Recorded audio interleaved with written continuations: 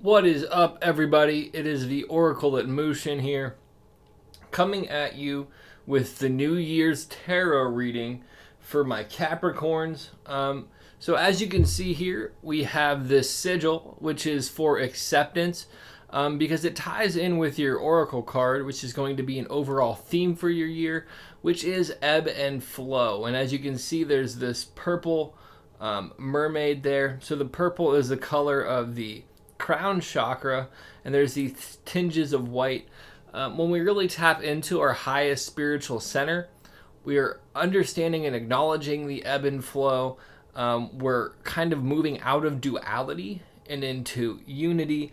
We're outside of this concept of good and bad, and we understand that they're both elements on the same spectrum.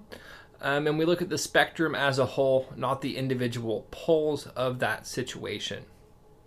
And I just want to take this time to tell you to subscribe to this channel, like this video, because you're going to be getting a whole lot more of these coming up.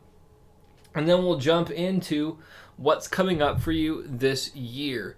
I'm also going to do a more expansive general year reading, but this one is going to be a quick little blast for my Capricorns. Anybody else that resonates with it as well.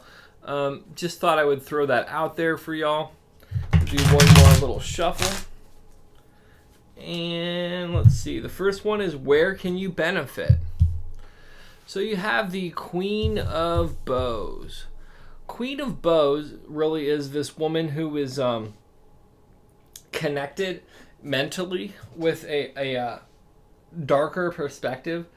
And you can benefit when you access your shadow and you kind of process some of your darkness, because there's a lot of wisdom there. And tying that in with the ebb and flow, when you can acknowledge your darker thoughts or your shadow side, which is repressed, it allows you to be more authentically in your lighter side, I guess is what I would say. And there's a deep benefit of that. The other element of this ebb and flow in the Queen of Bows is understanding that queens are influences. And bows are relative to swords in traditional tarot, and swords are all about thought. So this is kind of the influence of your shadow on everything. And the more you have awareness of it, the less influence it has. With ebb and flow, though, it's going to come and go, your consciousness of it. And when you have a deeper understanding of what it is, if you're being mindful, you can see when the shadow side of you is sneaking into your subconscious and prevent it from negatively impacting you on such a large scale. So the next one is, what do you need to think about? And you have two. The High Priestess. This is really about tapping into your feminine essence. Even if you're a dude, you have feminine energy. If you're not expressing it in some way, then it's, what's the word I'm looking for? Decaying in you and creating a lot of problems. Because things that we aren't conscious of will impact us negatively. So the ebb and flow of this is, if you're overly on the male spectrum of things, it's going to bite you in the ass. But also, if you're on the feminine side of things, if you overvalue the feminine, it's going to bite you in the ass. So the thing that you really have to bring to your consciousness in all of this whole experience is finding that center point. Right now in spiritual culture and all of that, there's kind of this overemphasis of the sacred feminine, and it's the balancing out of the male principle in spirituality. It's attempting to balance it out, but the thing is, balance is achieved by actively equalizing the parts. So we kind of need to push, I don't want to say push back on the sacred feminine, because I think that that's a good thing, but emphasize a more healthy male perspective in everything.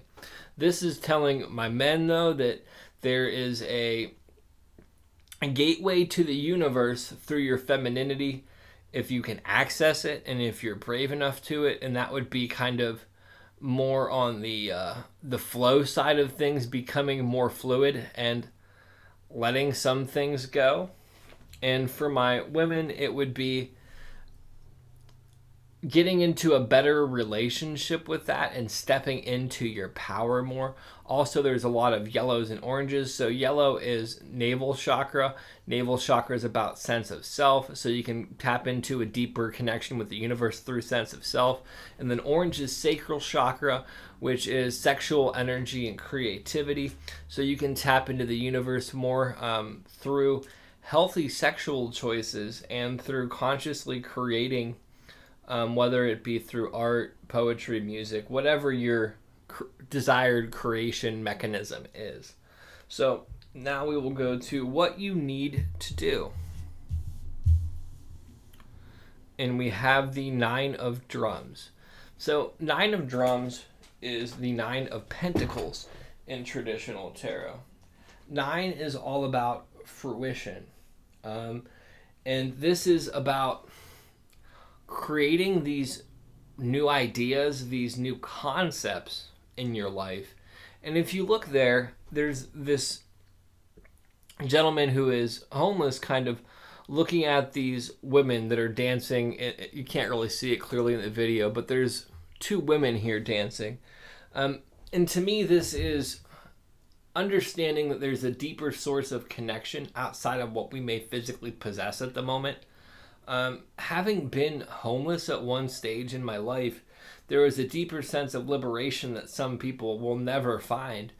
But if you also notice in that card, there's this business person who sees this homeless mystic type person, and he's kind of disgruntled by it.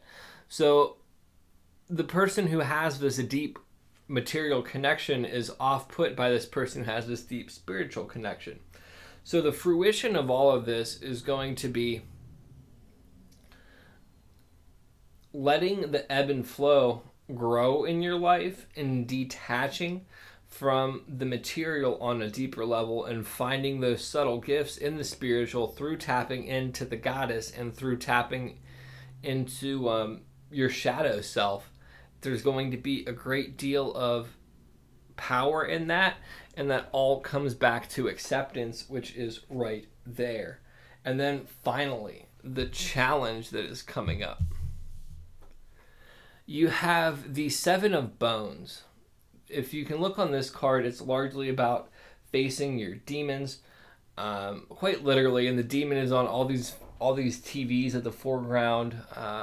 And the other element of this is that it is wands in traditional tarot, and this is kind of a test of your faith. So it's going to be kind of putting a foot out on that Indiana Jones-esque invisible bridge over this chasm and walking out despite your fear, and moving forward with it. So it's also largely about perseverance and this kind of battle. And the battle is going to be in your mind with your shadow self, and in connecting with this receptive principle of the feminine and with disconnecting from the material world. It's going to be quite an epic battle. And the material element of things is expressed in this by the demon being kind of red and having these stripes. The thought concept of this is expressed by the sword that he carries, because swords are symbols of thought in tarot. So it's really about battling your mind in the material world and using faith to overcome what comes up. The main thing that I think that you need to move forward this year, though, it is summed up with acceptance and the ebb and flow principle, because when you recognize that your problems are going to come, they're going to go, the good things are going to come, the good things are going to go, you free up that energy so when it occurs, you're not resisting what is, you're allowing it to just be and be in a positive space. I think that you have a very good year ahead of you. I hope that you can make the most of it. Love, light, respect, and blessings. Peace. Happy New Year's, fools.